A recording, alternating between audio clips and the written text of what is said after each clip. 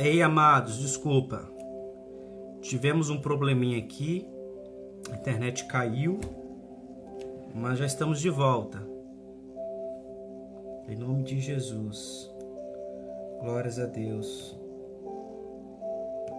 Aleluias. A internet caiu, mas já voltamos. Amém? Hoje nós vamos estar lendo o capítulo 9 e o capítulo 10 de Atos dos Apóstolos. Amém?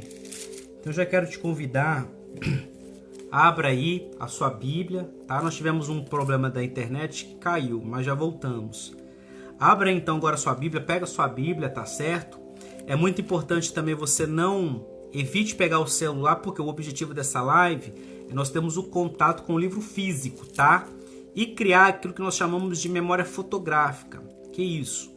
Você, conforme você lendo, você vai conseguindo aqui captar, você vai lembrando, olha, eu vi isso aqui em algum lugar, e você consegue depois achar. Então é muito importante você ter sua Bíblia pessoal, é muito importante você ter sua Bíblia pessoal, você ir acompanhando para você ir adquirindo este hábito. Você pode riscar, tá bom? Vamos orar então para começarmos esse período aqui na presença do Senhor. Pai, nós solicitamos nessa hora a presença do Teu Espírito Santo em nossas vidas nesta live leitura. Quero apresentar, Pai, esta conexão, que na autoridade do nome de Jesus, toda intempérie, todo bloqueio, Pai, nessa hora seja repreendido. Nós proibimos toda interferência. E na autoridade do nome de Jesus, nós solicitamos nessa hora um tráfego de internet desimpedido, que todos aqueles que vão participar dessa live possam ter contato com Tua palavra. Abençoa aqueles que também estarão vendo, meu Pai, depois, offline. Pai, nos ajuda, nos abençoa. Assim nós oramos a Ti, em nome de Jesus. Amém. Amém, queridos? Vamos lá então ler.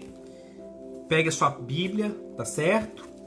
Capítulo 9 de Atos dos Apóstolos. Diz assim: E Saulo, respirando ainda ameaças e mortes contra os discípulos do Senhor, dirigiu-se ao sumo sacerdote e pediu-lhe cartas para Damasco, para as sinagogas, a fim de que se encontrasse alguns daquela seita, quer homens, quer mulheres, os conduzisse presos a Jerusalém.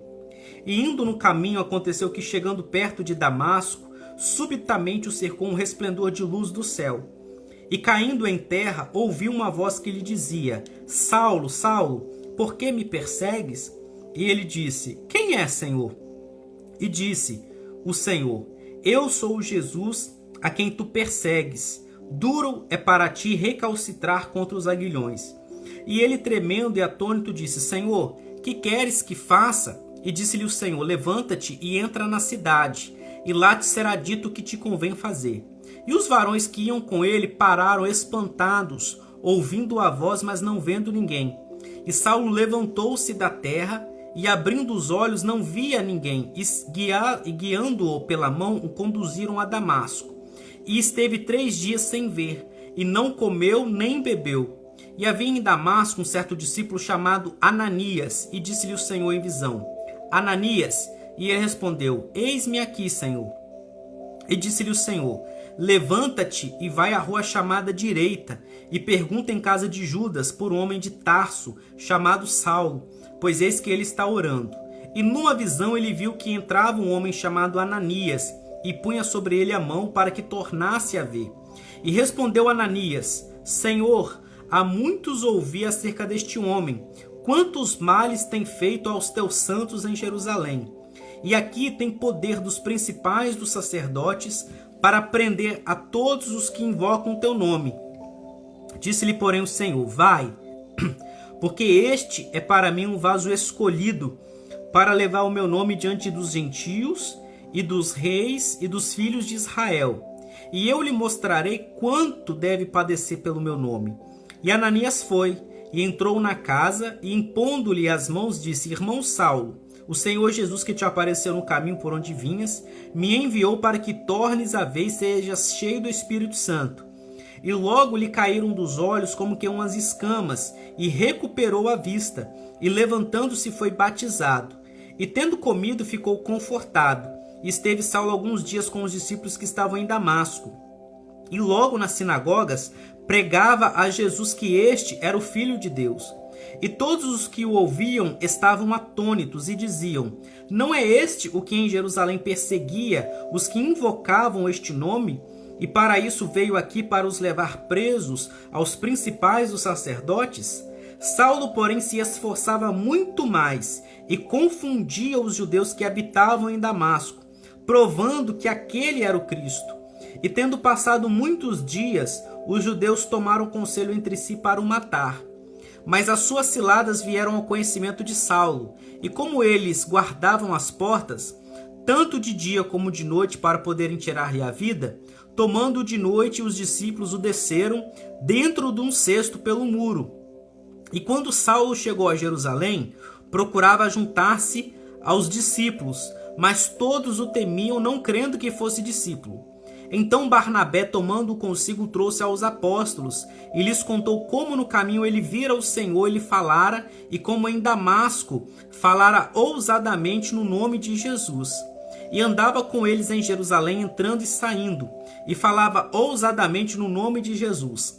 Falava e disputava também contra os gregos, mas eles procuravam matá-lo.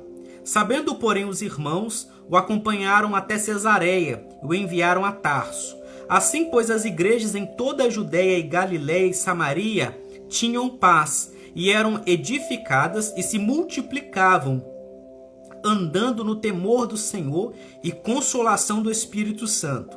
E aconteceu que, passando Pedro por toda a parte, veio também aos santos que habitavam em Lida, e achou ali certo homem chamado Enéas, jazendo numa cama havia 8 anos, o qual era paralítico. E disse-lhe Pedro: Enéas, Jesus Cristo te dá saúde, levanta-te e faze a tua cama.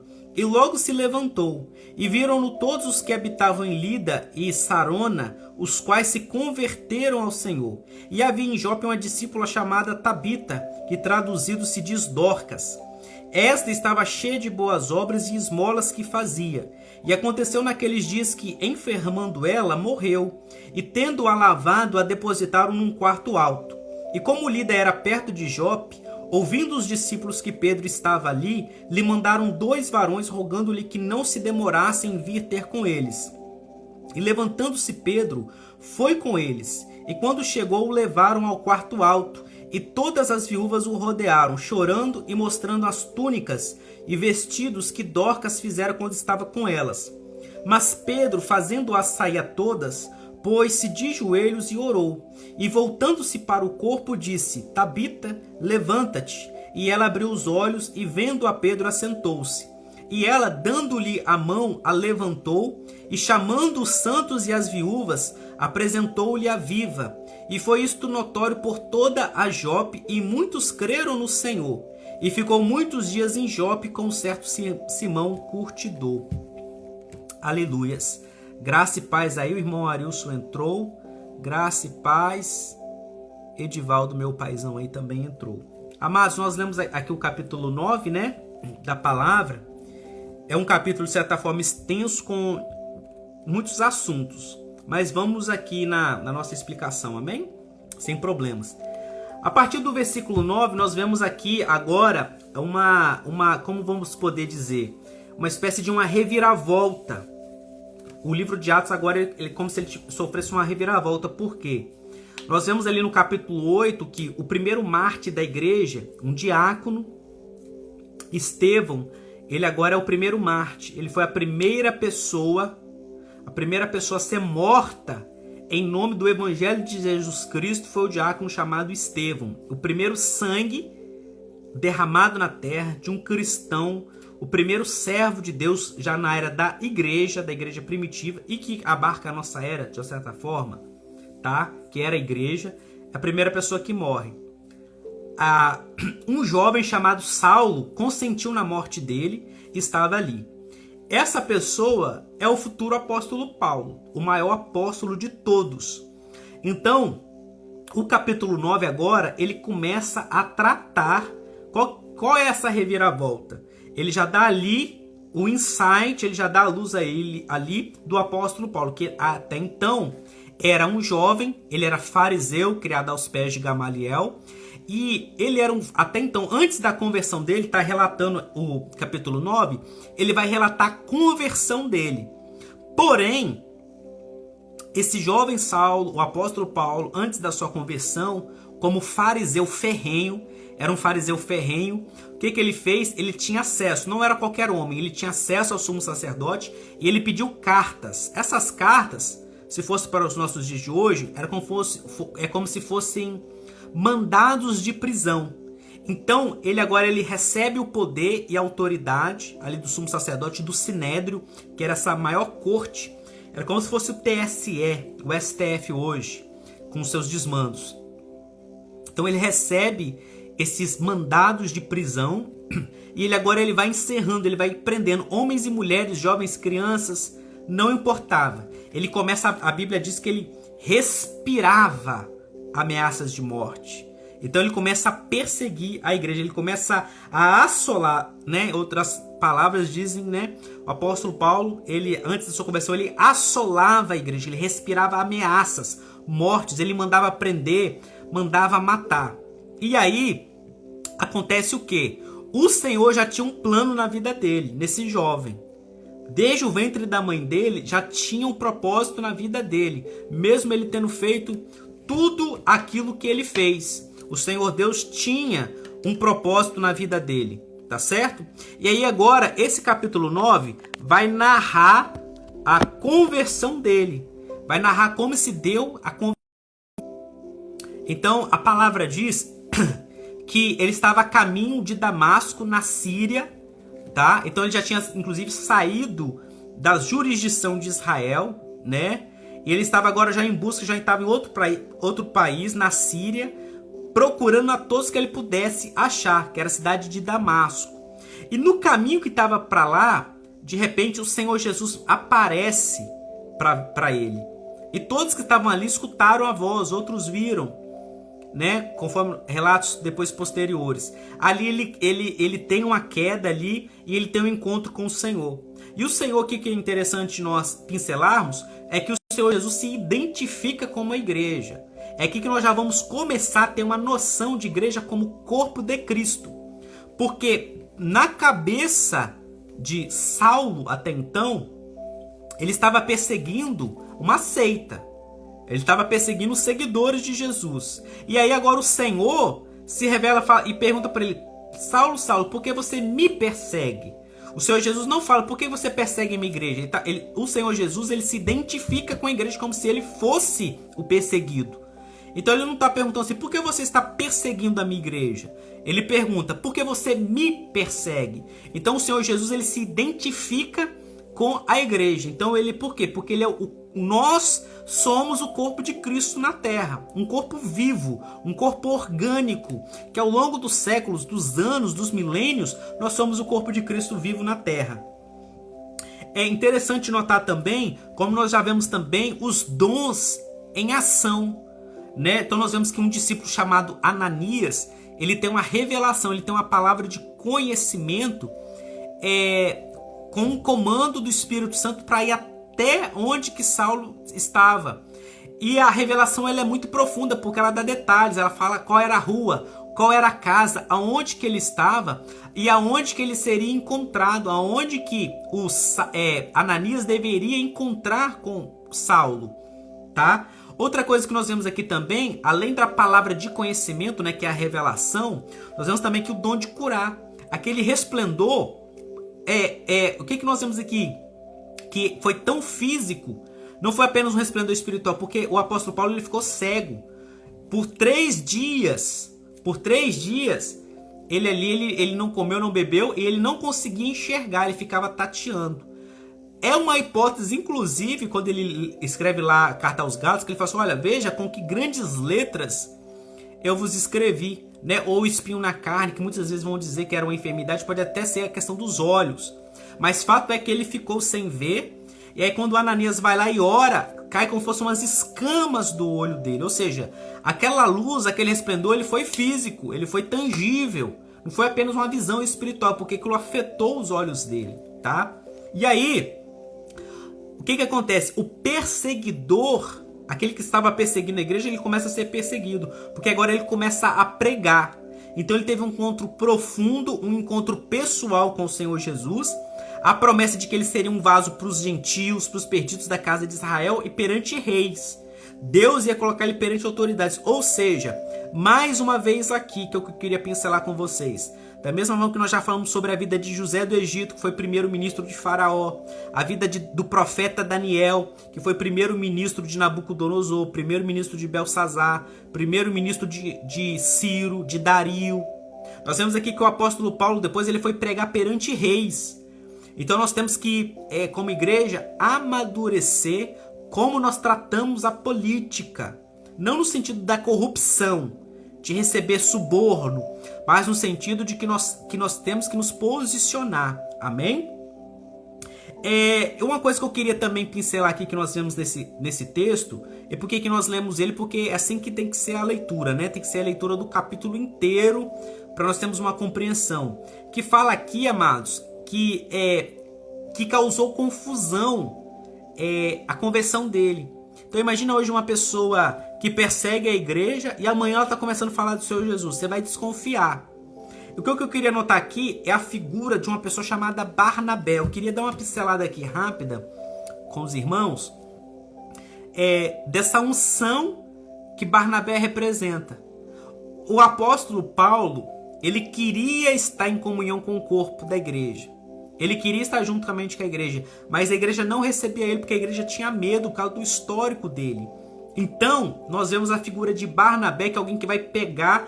Nós vemos que a igreja só recebeu Saulo, até então Saulo, quando Barnabé foi lá e apresentou ele. Então isso fala de um trabalho que eu e você nós temos que fazer, que é aquele trabalho de pegar a pessoa que ela está deslocada, está desigrejada, e apresentar, trazer para a igreja. Esse é o trabalho.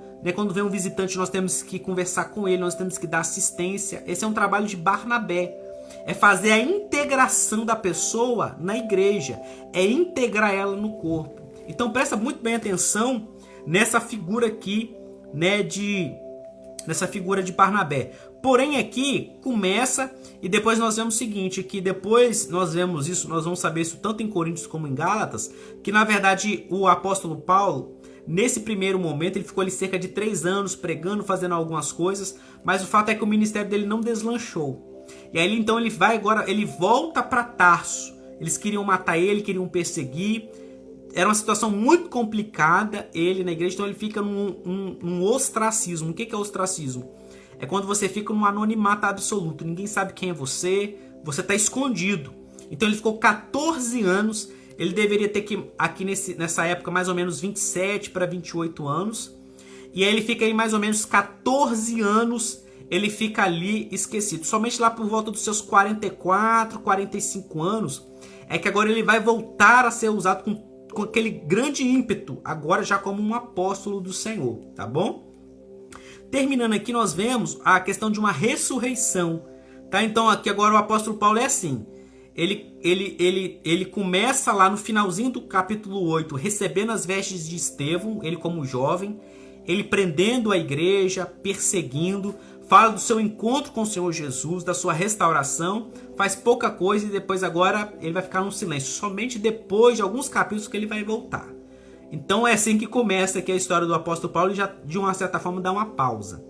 Depois agora nós vamos ver uma ressurreição operada pelo apóstolo Pedro, e mais uma vez eu queria pincelar aqui para você ver mais uma vez a evidência dos dons do Espírito Santo, dos 9. Então nós vemos aqui Ananias sendo usado na palavra de conhecimento, que foi a revelação, que nós chamamos de palavra de conhecimento, que é o segundo dom. Ali Deus mostrando para ele, o Espírito Santo, qual era a casa, onde que ele deveria ir, o que ele deveria fazer. Nós vemos um dom de cura, de restauração da visão. Porém aqui agora nós já vemos uma operação de maravilha, como outras, só que na área da ressurreição de mortos. Algo muito poderoso, tá? Acontecendo aqui na ressurreição de Tabita. E por que Deus permite isso? Que são grandes sinais e prodígios. Porque que era Dorcas, né? Essa ressurreição sacudiu aquela cidade, porque era uma cidade pequena e todo mundo conhecia aquela senhora que tinha se convertido. Então quando ela foi ressuscitada, aquele sinal foi um sinal estrondoso e muitas pessoas se converteram. Então, nós temos que aprender isso, que a operação de maravilhas e os dons de curar, ele tem essa conotação. Muito mais para a pregação do evangelho, para a salvação, é uma demonstração de poder para os incrédulos. Amém? Glória a Deus. Então nós encerramos aqui o capítulo 9, dando uma pincelada para você grifar a questão de Barnabé, tá? Você vê que tem pessoas que tem muitos trabalhos que nós vamos fazer, que é um trabalho de Barnabé, tá? Então a pessoa está deslocada, está desigrejada, é você que vai pegar ela e você vai integrar, você vai trazer ela para a igreja e você vai promover a integração dela, amém? Vamos agora para o capítulo 10. Aleluias. Priscila Borel, graça e paz, querida. Deus te abençoe. Obrigado pela sua participação aqui, em nome de Jesus. Amados, vamos agora ler o capítulo 10, em nome do Senhor Jesus. Vamos lá. E havia em Cesareia um varão por nome Cornélio, centurião da corte, chamada Italiana, piedoso e temente a Deus com toda a sua casa, o qual fazia muitas esmolas ao povo, e de contínuo orava a Deus. Este, quase a hora nona, né, que são as 3 horas da tarde do dia, viu claramente numa visão um anjo de Deus que se dirigia para ele e dizia: Cornélio, o qual, fixando os olhos nele, muito atemorizado, disse: Que é, Senhor? Eu disse-lhe: As tuas orações e as tuas esmolas têm subido para a memória diante de Deus. Agora, pois, envia homens a Jope e manda chamar a Simão, que tem por sobrenome Pedro. Este está com um certo Simão curtidor, que tem a sua casa junto do mar. Ele dirá o que deves fazer. E retirando-se o anjo que lhe falava, chamou seus criados e um piedoso soldado dos que estavam a seu serviço. E, havendo-lhes contado tudo, os enviou a Jope. E no dia seguinte, indo ele seu caminho, estando já perto da cidade, subiu Pedro ao terraço para orar quase a hora sexta. E tendo fome, quis comer. Enquanto lhe o preparavam, sobreveio-lhe um arrebatamento de sentidos. E viu o céu aberto, e que descia um vaso como se fosse um grande lençol, atado pelas 4 pontas, e vindo para a terra, no qual havia de todos os animais quadrúpedes, e répteis da terra, e aves do céu. E foi-lhe dirigida uma voz: Levanta-te, Pedro, mata e come. Mas Pedro disse: De modo nenhum, Senhor, porque nunca comi coisa alguma comum e imunda. E segunda vez lhe disse a voz: Não faças tu comum ao que Deus purificou. E aconteceu isto por 3 vezes, e o vaso tornou a recolher-se no céu. E estando Pedro duvidando entre si acerca do que seria aquela visão que tinha visto, eis que os varões que foram enviados por Cornélio pararam à porta, perguntando pela casa de Simão. E chamando, perguntaram se Simão, que tinha por sobrenome Pedro, morava ali. E estando Pedro naquela visão, disse-lhe o Espírito: Eis que 3 varões te buscam. Levanta-te, pois, e desce e vai com eles, não duvidando, porque eu os enviei. E descendo Pedro para junto dos varões que lhe foram enviados por Cornélio, disse: Sou eu a quem procurais. Qual é a causa por que estais aqui? E eles disseram: Cornélio, o centurião, varão justo e temente a Deus, e que tem bom testemunho de toda a nação dos judeus, foi avisado por um santo anjo para que te chamasse à sua casa e ouvisse as tuas palavras. Então, chamando-os para dentro, os recebeu em casa. E no dia seguinte foi Pedro com eles, e foram com ele alguns irmãos de Jope. E no dia imediato chegaram a Cesareia, e Cornélio os estava esperando, tendo já convidado seus parentes e amigos mais íntimos. E aconteceu que, entrando Pedro, saiu Cornélio a recebê-lo, e prostrando-se aos seus pés, o adorou. Mas Pedro o levantou, dizendo: Levanta-te, que eu também sou homem. E falando com ele, entrou e achou muitos que ali se haviam ajuntado. E disse-lhes: Vós bem sabeis que não é lícito a um varão judeu ajuntar-se ou chegar-se a estrangeiros. Mas Deus mostrou-me que a nenhum homem chame comum ou imundo. Pelo que, sendo chamado, vim sem contradizer. Pergunto, pois, por que razão mandastes chamar-me? E disse Cornélio: há 4 dias estava eu em jejum até esta hora, orando em minha casa a hora 9. E eis que diante de mim se apresentou um varão com vestes resplandecentes e disse: Cornélio, a tua oração foi ouvida e as tuas esmolas estão em memória diante de Deus. Envia, pois, a Jope e manda chamar Simão, o que tem por sobrenome Pedro. Este está em casa de Simão, um curtidor, junto do mar, e ele, vindo, te falará. E logo mandei chamar-te, e bem fizeste em vir. Agora, pois, estamos todos presentes diante de Deus para ouvir tudo quanto por Deus te é mandado. E abrindo Pedro a boca, disse: reconheço por verdade que Deus não faz acepção de pessoas, mas que lhe é agradável aquele que em qualquer nação o teme e obra o que é justo. A palavra que ele enviou aos filhos de Israel, anunciando a paz por Jesus Cristo, este é o Senhor de todos.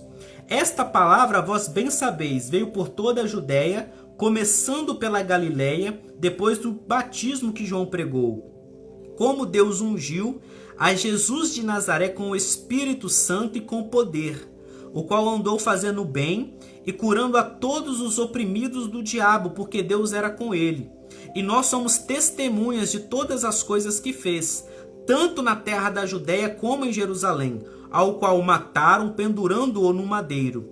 A este ressuscitou Deus ao 3º dia e fez que se manifestasse, não a todo o povo, mas às testemunhas que Deus antes ordenara a nós, que comemos e bebemos juntamente com ele depois que ressuscitou dos mortos. E nos mandou pregar ao povo e testificar que ele é o que por Deus foi constituído juiz dos vivos e dos mortos. A este dão testemunho todos os profetas de que todos que nele creem receberão perdão dos pecados pelo seu nome. E dizendo Pedro ainda estas palavras, caiu o Espírito Santo sobre todos os que ouviam a palavra. E os fiéis que eram da circuncisão, todos quanto tinham vindo com Pedro, maravilharam-se de que o dom do Espírito Santo se derramasse também sobre os gentios, porque os ouviam falar línguas e magnificar a Deus. Respondeu então Pedro: pode alguém porventura recusar a água para que não sejam batizados estes que também receberam como nós o Espírito Santo? E mandou que fossem batizados em nome do Senhor. Então rogaram-lhe que ficasse com eles por alguns dias. Graça e paz, aleluias. Amado, esse texto aqui, esse capítulo 10, ele é profundo demais. Isso aqui daria dias de estudo, tá? Então não vamos ser muito profundos, mas também não vamos ser rasos. Vamos dissecar ele aqui. Esse capítulo 10 inteiro, ele está se dedicando a um homem gentil, a um não judeu, tá?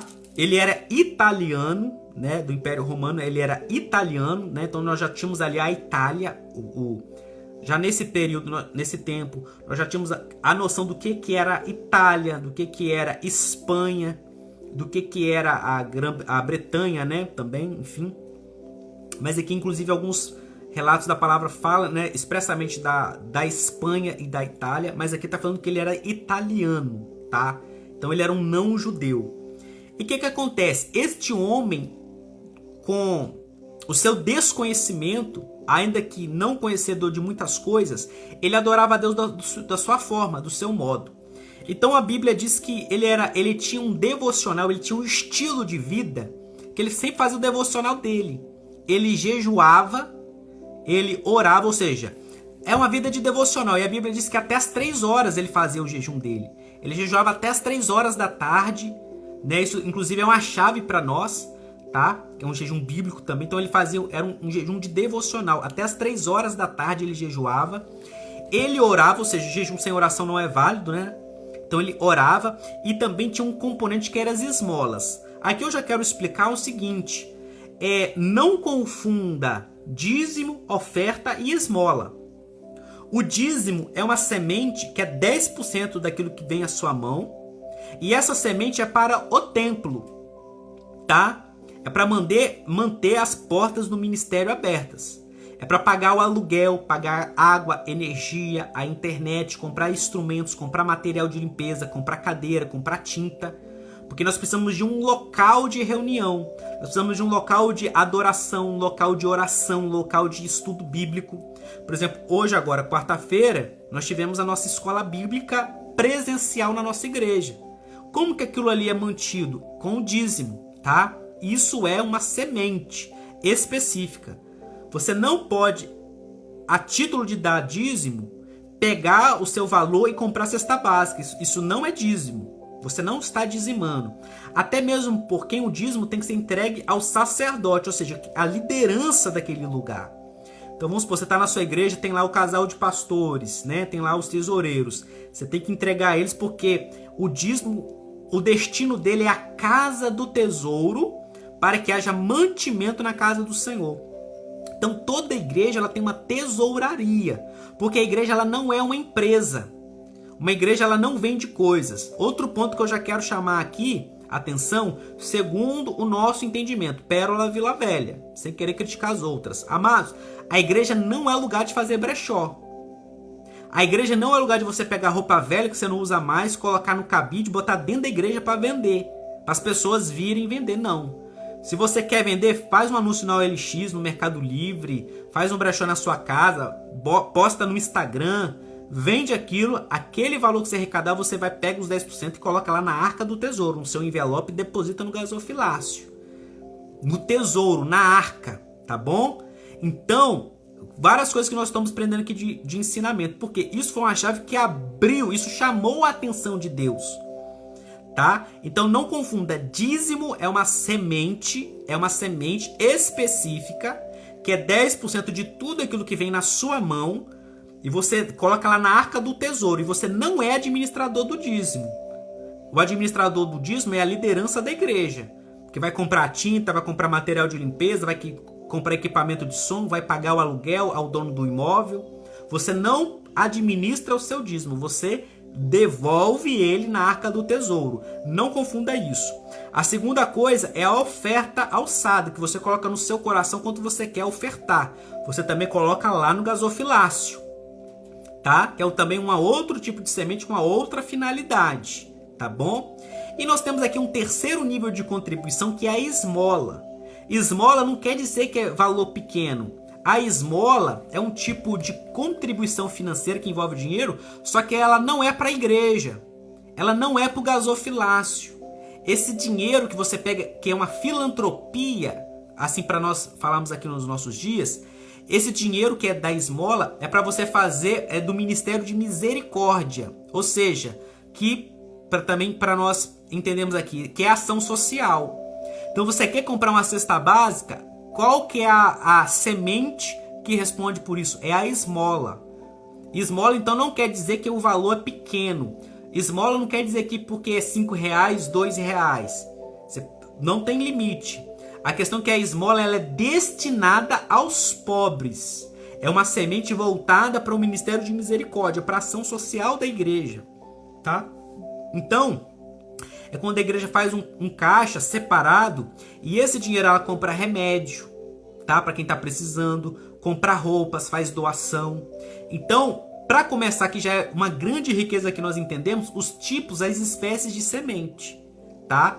Então não se auto-engane, dizendo eu estou dizimando, mas só que eu não vou dar para pastor ladrão, né? Todo pastor é ladrão. Tira isso da sua cabeça. Você vai atrair para você uma vida de maldição. Eu falo isso por experiência própria, porque eu também já fui um não dizimista. Hoje eu sou pastor, sou dizimista, mas nem sempre eu fui assim. Eu já vivi uma vida de quebra de princípios. E quando você quebra os princípios, o princípio ele te quebra, porque o princípio é um escudo espiritual invisível para sua vida. Quando você quebra o princípio, você para de ter a proteção, tá? Então, lembrando, dízimo, 10%, você não administra ele, você coloca no gasofilácio, que é para a arca do tesouro, mantimento da igreja, do templo, a oferta também. Esmola que é ação social, ok? Entendido isso? Então nós vemos que esse italiano chamado Cornélio, ele era um soldado, como se fosse um policial militar hoje, um soldado do exército, um coronel. Ele tinha ali 100, um capitão, né? Ele tinha 100 soldados, né? Sob a autoridade dele. Então ele não tinha muita experiência com Deus. tá? Ele não tinha muito conhecimento bíblico, mas dentro daquilo que ele entendia, ele tinha um devocional. Então ele era um homem que ele orava, tinha vida de oração, tinha vida de jejum, jejuava até as 3 horas da tarde e praticava as esmolas, tá? Que é um outro nível de contribuição, ele fazia a ação social dele. E isso chamou a atenção de Deus, ok? Outro ponto que eu queria pincelar com você, que você pode ver que o livro de Atos dos Apóstolos é um livro que não tem como você ler e você continuar um crente frio. Você vê os dons do Espírito Santo aqui em ação. E outra coisa, não sei se você reparou o ministério dos anjos? Eu não sei nem se você já ouviu falar, se já teve algum estudo sobre anjos. Nós vemos aqui, um anjo, ele conversa com Cornélio. Ele aparece para Cornélio em visão, tá? Porque tem pessoas que vão ver anjo a olho nu, tem pessoas que veem. E às vezes você vai ver ele em sonho, você vai ver em arrebatamento de sentidos, você vai ver às vezes em visão, ou às vezes você vai ouvir a voz, ou no seu espírito uma voz, faça tal coisa. É o anjo do Senhor, porque anjo quer dizer mensageiro. Então qual que é um outro ensino aqui? Não é o objeto hoje, mas só já para te adiantar. O poder é a terceira pessoa do Espírito, a terceira pessoa da Trindade, que é o Espírito Santo. O poder dele, é ele que opera, é ele que manifesta. Essa manifestação de poder é o Espírito Santo. Porém, os operários, quem opera os dons, são os anjos. Então, uma palavra de conhecimento, que é aquilo que você tem que fazer, é o anjo que vem e assopra no seu espírito, porque nós somos espírito, tá certo? Então, quando você fala assim, eu ouvi uma voz, não quer dizer literalmente como você está ouvindo aqui a minha voz, ou esse canal auditivo aqui é do ouvido, porque você é um espírito. Por que você ora? Porque você é um espírito. Por que às vezes, já viu, por exemplo, uma mãe, quando a gente fala assim, isso é um sexto sentido, uma mãe sabe que o filho está em perigo? Isso é espiritual, né? Ela está recebendo um comando ali de Deus ali, que o filho que precisa orar, porque o filho dela está em perigo. Para ela começar a entrar na intercessão. Quantos comandos nós temos, às vezes, para o que a gente vai pregar na igreja? Você não sabe, aí vem uma mensagem, Deus, você fala assim, olha, eu preparei algo, mas Deus ministrou no meu coração para falar algo. Ou seja, isso é uma palavra de conhecimento e quem opera é o anjo. Então, para cada dom existe um anjo que opera. Então, medicina, tem os anjos que operam as curas. Para cada órgão tem anjo cardiologista, anjo na visão, enfim, uma multiplicidade. Tem anjo de proteção, que é o guardião. Tem anjo de batalha espiritual, de guerra. Tem anjo mecânico.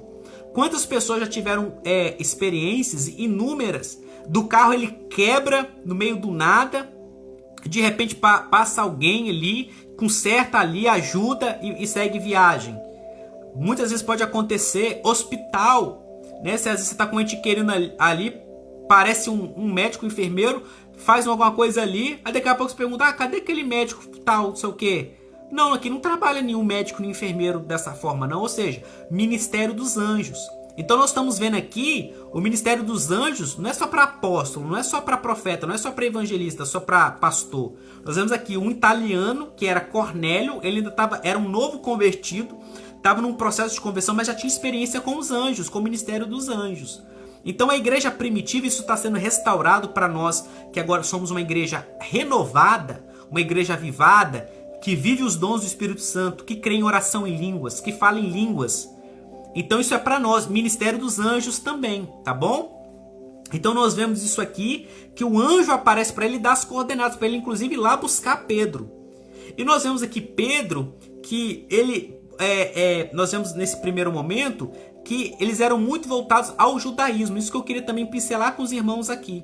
Então Pedro, que no primeiro momento ele começa a liderar a igreja que estava em Jerusalém, mas nós vemos que a igreja de Jerusalém ela não foi muito avante naquilo que ela poderia ter ido. Por quê? Porque a mente dele se voltou muito para os judeus.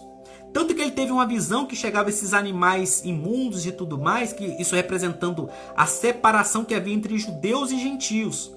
E aí o comando de Deus é assim, Pedro, levanta, mata e come esses animais. E ele falou assim, não vou fazer isso por 3 vezes. Ou seja, ele fazia acepção de pessoas. Ele fazia acepção entre judeu e não judeu. Ao contrário do apóstolo Paulo. Então é por isso que o apóstolo Paulo ele avançou muito mais no ministério dele do que Pedro, por exemplo. É por isso que a igreja de Jerusalém foi uma igreja que ela ficou muito restrita a Israel. Ela não produziu muita coisa, tá bom? Então o que eu queria pincelar aqui essa questão da parte da judaização, que é uma outra coisa que nós temos vivido atualmente, e também nós temos que ter cuidado, tá bom, amados? O que é prática judaizante? É quando você pega ritos da lei e você tenta agora aplicar isso para a igreja. Não estou dizendo que o Velho Testamento foi abolido. Em que sentido? Que quando o próprio apóstolo Paulo disse que o Velho Testamento foi abolido, lá em Coríntios, o que ele queria dizer? Está querendo dizer, amados, de um culto ritualístico. Está falando de um sistema de comunhão com Deus que você tinha que praticar ritos. Você tinha que pegar um bode, você tinha que matar ele, você tinha que fazer oferta para o seu pecado ser perdoado. Então isso que foi abolido. Mas aquilo que o Velho Testamento é a palavra, os princípios eles continuam. Mas práticas judaizantes nós não podemos fazer. Posso citar exemplos. Não comer carne de porco. Tá? Se você quiser não comer carne de porco para sua saúde, ok. Mas para fim de salvação, se você dizer que quem comer carne de porco não será salvo, isso é uma heresia. Guardar o sábado. É bom você pegar um dia da semana e descansar a sua mente. Visitar, passear, sair com a família. Mas agora a questão é, eu vou guardar o sábado, vou fazer aqui uma ceia, um shabat. Não é bíblico. Você está judaizando a igreja. Né? Você botar toda uma roupa, né, de judeu, um kippah na cabeça e ficar ali, enfeitar a igreja todinha de elementos judaicos. E bota a arca do tabernáculo, bota a menorá. Tudo isso é simbólico? É. Tudo isso tem revelações profundas ali? Sim, mas são princípios. Eu não posso pregar ritos para a igreja. Nós somos gentios. Por exemplo, eu sou um brasileiro, eu nasci em Aimorés, Minas Gerais. Eu sou brasileiro, eu falo português. Então, é muito bonita a palavra Yeshua, por exemplo. Mas em português o nome do Filho de Deus é Jesus. Em inglês é Jesus. Em espanhol é Jesus. Então, cada língua tem o seu nome, tá certo? Então, o apóstolo Pedro, isso representa um pensamento que hoje isso está voltando na igreja. E está muito forte, tá certo? Que são as práticas judaizantes. Tenha cuidado disso. Não estou dizendo que eu não aplico os outros 39 livros. Não. Tudo aquilo que é princípio nós aplicamos. Por exemplo, porco. O que porco quer dizer principiologicamente? Imundícia. Tudo aquilo que é falta de santificação, tá? Você vê uma pornografia, você vê filmes de conteúdo sexual. Isso é você estar se misturando com porco. Então você tem que pegar o princípio e aplicar o princípio. Porque o princípio ele é imutável. O princípio ele atravessa geografia, ele atravessa países, ele atravessa os milênios. Princípio é princípio. Ok? Queria pincelar isso aí. Então nós vemos ali ministério dos anjos, nós vemos ali a questão judaizante, e aí nós vemos o seguinte, que Cornélio é a primícia dos gentios. Então é a primeira vez agora que nós vemos um gentio recebendo ali uma visita na casa dele e recebendo o Espírito Santo. Então o que eu queria aqui para nós encerrarmos a nossa live, glória a Deus aí, ó. Diaconisa Maria já disse, eu já vi anjo a olho nu várias vezes, é isso aí. Eu nunca tive essa oportunidade de ver a olho nu, né? Então eu vejo às vezes em sonho, vejo em visão, né? O que eu costumo dizer, né? Tem muita gente que fala que tem isso aí a gente costuma dizer que é visão aberta, né? A pessoa que vê a olho nu. Eu costumo dizer o seguinte, eu tenho pele aberta, né? Eu sinto ali quando tá próximo de mim. Então eu tenho a sensibilidade. Por quê? Nós temos 5 sentidos, tá? Espirituais, porque o nosso espírito também tem um corpo, tá? Então, visão não é o único. Então, eu, por exemplo, os meus sentidos mais aguçados é a sensibilidade e a audição. Eu escuto e eu sinto a presença. Não vejo a olho nu, mas eu sinto na pele o arrepio, sinto a presença e escuto também a voz. É uma audição interna aqui dentro, tá bom? Então, isso aí. Às vezes acontece de eu sentir cheiro ou gosto, tá? Que é o paladar, ou seja, de alguma coisa ruim, tá bom? Então, isso são sentidos espirituais. Porque da mesma forma que nós temos 5 sentidos físicos, naturais, isso é um espelho do nosso corpo espiritual. Por isso que às vezes tem gente que sente um gosto ruim na boca, um amargor, isso é uma sensibilidade. Cheiro, né? E tudo mais, tá bom? Então nós vemos isso no ministério dos anjos, nós vemos os dons espirituais em ação, os anjos operando. Vimos essa prática judaizante. E o que eu queria pincelar aqui para terminar, 2 coisas, que é a questão do dom de línguas e do batismo com o Espírito Santo. Por que nós não podemos confundir? Isso já é algo tradicional, é uma guerra teológica na igreja brasileira, que é a questão de batismo nas águas e batismo com o Espírito Santo, que você vê nitidamente a diferença. Você vê que primeiro eles foram batizados com o Espírito Santo e começaram a falar novas línguas. E aqui, diferente de Atos 2, que aqui é Atos 10, você não vê pessoas que estão escutando na sua própria língua. Aquilo que eu expliquei. Você não pode confundir órgão emissor com órgão receptor. Língua com ouvido. A língua é o órgão emissor, é o órgão que emite. Ouvido é o órgão receptor. Então, lá em Atos 2, você vê que uma parte de judeus de todas as nações entenderam aquelas línguas estranhas. Por quê? O Espírito Santo deu a eles a entender para edificar os incrédulos. Pode acontecer de você estar falando em língua estranha e Deus dá para alguém abrir ali a audição, a interpretação auditiva, e a pessoa entender o que você está falando, mas é um sinal para ela, porque ela é incrédula. Ela vai ter um sinal. Ou, às vezes, também para a igreja, que é a questão da interpretação. Quando alguém está falando em mistério, eu vou começar agora a entregar uma palavra profética interpretando, ou seja, não é tradução. Porque quando é tradução, você tem que falar palavra por palavra. Por isso que a pessoa, às vezes, fala uma frase, e aquela frase lá é um rolo. É uma frase inteira. Porque não é tradução, é interpretação das línguas estranhas. Então, você tem edificação para o incrédulo que não crê, que vai entender. Você tem edificação para a igreja, que é você interpretar para a igreja. Você tem a língua estranha, que é edificar a si mesmo, que ninguém vai interpretar, ninguém vai entender, só você vai ficar falando consigo mesmo. E foi aquilo que aconteceu. Quando eles estavam ouvindo a palavra, o Espírito Santo desceu sobre eles, eles foram batizados com o Espírito Santo e começaram a falar em novas línguas, não novos idiomas. Tá certo? Porque idioma dos homens, você vai para a escola de idiomas e você aprende. Você não precisa do Espírito Santo para isso. Tá? Pode até acontecer, mas isso é uma operação de maravilhas, assim. Para te capacitar é outra história. Então, e nós vemos que isso não se confunde. Então, nesse primeiro momento aqui, não é idioma. Inclusive, não tem ninguém aqui de outra nacionalidade. É um italiano. Olha só. O primeiro gentil foi aqui registrado é um italiano. Cornélio, um italiano e a família dele. Um italiano falando em línguas estranhas. Tá? Não tem intérprete, não tem tradução, não tem pessoas de outra nacionalidade. Era uma pessoa que falava o latim, né? O italiano antigo, né? Que era o latim que eles falavam lá, um latim certamente arcaico, né? E popular. Então era um italiano falando em línguas estranhas, ok? Primeiro ponto. E o segundo que nós vemos aqui é que somente depois eles foram batizados nas águas. Então, batismo com águas por imersão, que é o batismo de João, em nome do Pai, do Filho e do Espírito Santo, que é uma ordenança do Senhor Jesus, é batismo de arrependimento, tá? E batismo com fogo, com poder, com o Espírito Santo, é um revestimento de poder. É para você operar no mundo espiritual, é para você pregar, cantar, é para você exercer seu ministério, tá bom? Então, amados, esse que foi, né?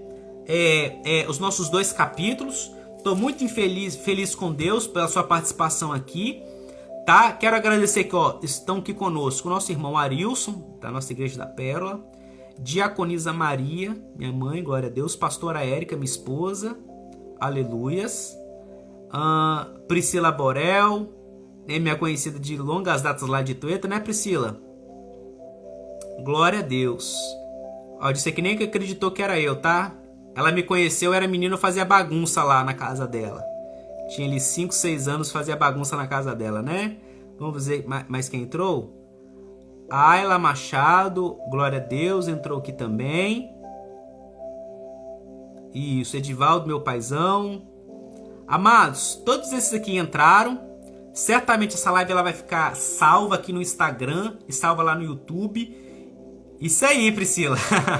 Fazia muita bagunça, né? Era muito levado. Falava Bruno, todo mundo já tremia, né? Espinha, né? Muito levado. Então, glória a Deus, estamos aí, né? Glória a Deus. Começamos na igreja presbiteriana, né? De Tueta Velha, né? Ali quando tinha 3 anos, lá em 93, 94, não é isso? Isso aí, muito bagunceiro. Dava muito trabalho. Então, mas eu quero te agradecer. E você vê que esse livro de Atos dos Apóstolos, ele é transformador. Não tem, pelo menos para mim, não tem como você ficar tradicional lendo o livro de Atos. né? Aí você tem que pular ele, porque ele vai falar de ministério dos anjos, anjo conversando com a gente, anjo aparecendo pra gente, anjo curando, anjo entregando profecia pra você fazer algo, né? Ministério dos anjos, dom de curar, operação de maravilhas, gente que morreu ressuscitando, você impõe as mãos e ressuscitando. Então, o mesmo Jesus e o mesmo Espírito Santo desse Atos aqui é o mesmo de 2022, de outubro de 2022. Ele não mudou, tá? Lá em Hebreus diz que ele é o mesmo ontem, hoje e sempre. Tá bom? Essa mesma igreja apostólica de Atos é para hoje também. Por quê? Nós não chegamos à plenitude de varão perfeito. Nós ainda estamos caminhando. Então, esses ofícios ministeriais, eles continuam. Então, nós da Pérola aqui somos respeitando as demais denominações e ministérios, tá? Não estamos aqui para rasgar o reino, mas nós somos uma igreja avivada, renovada. Nós oramos em línguas, tem pastora, tem profetisa, tem profeta, tá certo? Tem mestre, e fazemos atos proféticos, impomos as mãos, pedimos a Deus para enviar os anjos para ministrar, tá certo? Amanhã mesmo no nosso culto de oração é isso que nós fazemos lá, tá bom? Então nós temos procurado ser uma igreja sem meninice, com muita responsabilidade e seriedade, tá? Mas sendo uma igreja avivada. Quero te agradecer, louva a Deus, estamos chegando ao final. Eu gostaria muito que você nos seguisse aqui no Instagram, se inscreva aqui no canal do YouTube, compartilha, comente, dê sua sugestão e envie para algum amigo, tá bom? Divulgue, tá bom? O nosso ministério. E amanhã nós voltamos às 23 horas. Hoje, também agora, é meia-noite, tá? Nós vamos começar agora um jejum até o meio-dia de amanhã, tá bom?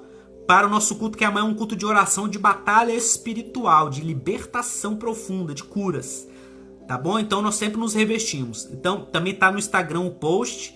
Te convido também a você participar, você mortificar a sua carne até o meio-dia. Meio-dia você ora, entrega e faz o seu almoço, tá bom? Vamos orar a Deus agradecendo, senão eu vou começar a falar aqui e eu não paro. Pai amado, Deus querido, Deus de poder, Pai, nós queremos te agradecer por este livro que está nos avivando. Te louvo, Pai, porque este Jesus, este Espírito Santo é o mesmo ontem, hoje e eternamente o mesmo. Pai, que as fortalezas da mente e do coração de quem vai ouvir essa live, eu sei que vão ter muitos críticos, eu sei que muitos religiosos tradicionais, Pai, vão ranger os dentes quando ouvir esta live. Eu sei que muitos vão ficar irados porque eu já fui um destes. Mas eu quero pedir que as fortalezas, Pai, para quem é puro de coração, elas venham cair. E o Senhor Deus venha mostrar que este é o teu plano para uma igreja avivada, uma igreja renovada, uma igreja, meu Pai, em movimento, uma igreja que envia, uma igreja que avança, uma igreja que ministra com anjos, que tem curas, que tem sinais, ressurreição de mortos, sinais e prodígios estrondosos, com responsabilidade, sem meninice. Abençoa os teus filhos que estão aqui. Meu Pai, vai dando provisão, curas, milagres, vai operando. E o Senhor Deus vem estar nos abençoando, Pai, até nesta live de amanhã. Em nome do Senhor Jesus. Amém. Amém, queridos? Obrigado, que Deus abençoe a todos. Graça e paz. Tchau, tchau.